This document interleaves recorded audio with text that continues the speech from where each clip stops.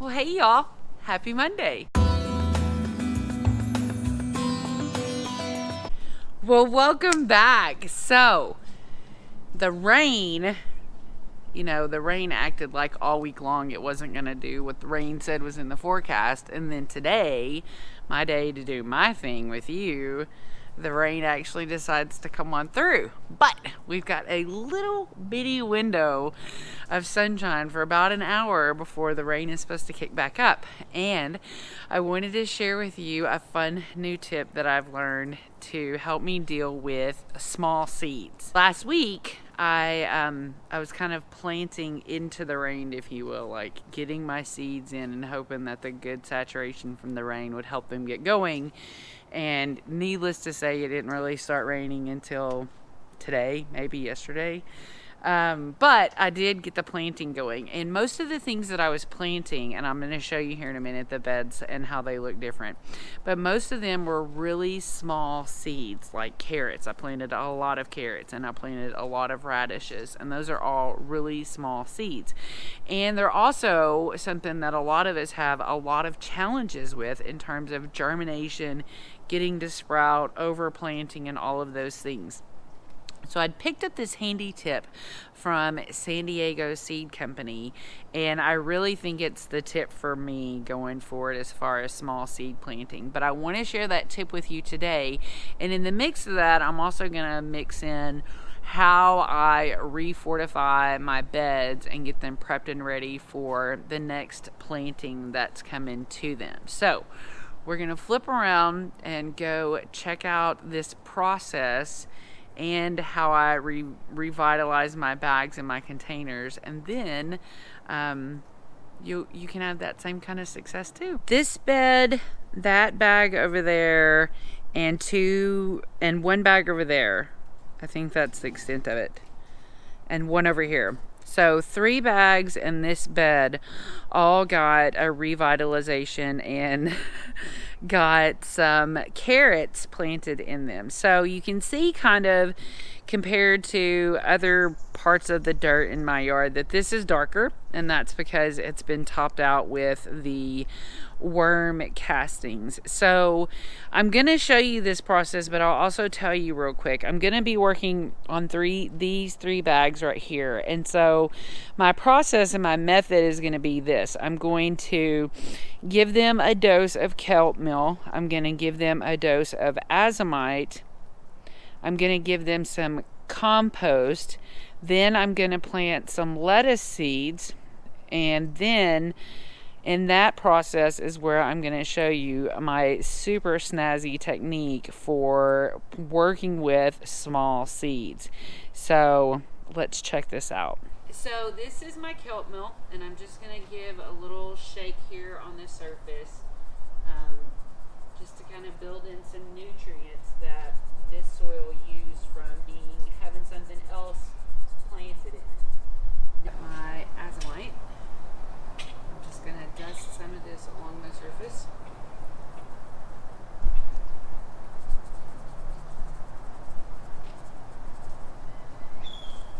And this is compost.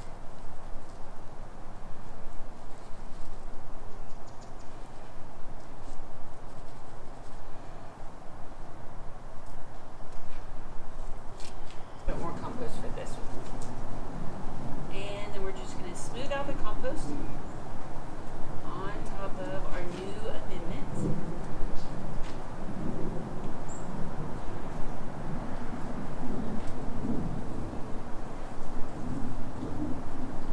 Now I'm going to grab some seeds.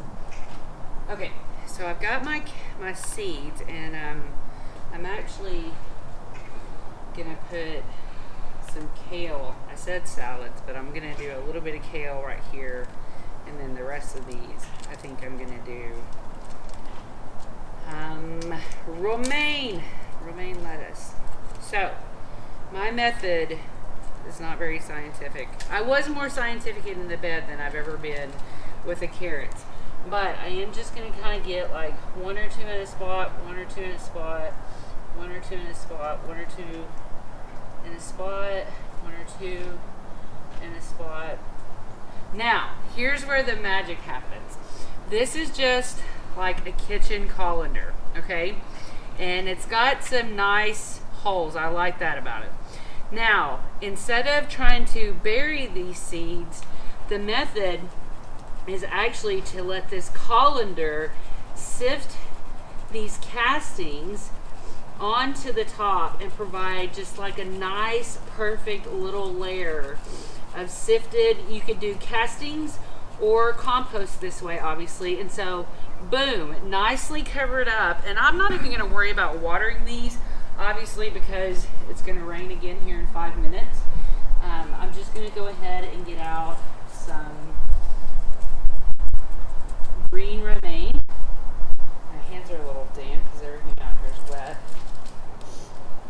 And I'm going to do the same thing. I'm going to get some over in my hand, and then I'm going to just sprinkle a little bit here, and I'm going to sprinkle a little bit here and there, and a little bit here and here, a little bit there.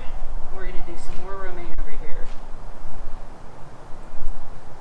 And it's kind of more fun to see with the romaine because the green, they're white seeds. But again, we're just going to take our castings and sift that through our awesome little kitchen sifter and get that nice and covered up so that we don't bury the seeds too deep and they don't just get lost and die out before they get a chance to actually germinate and do what we want them to do in our garden. That's my awesome little tip on how to be more successful with tiny seeds.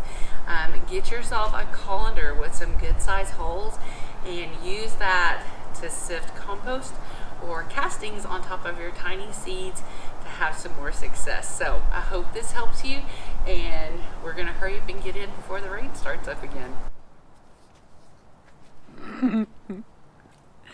Well, I hope that you enjoyed that tip for dealing with small seeds. And I know that a lot of the things that we're going to be planting for this summer are more of the big seed variety, but it's still handy to know, and it's still something that could help you with some seedlings that you've got going on, especially if you're doing any of your own flower transplants. So I hope that you have the best day ever, and I hope that you got plenty of rain and you're ready to get things going for this big bash of February planting. And until next time, have the best day ever.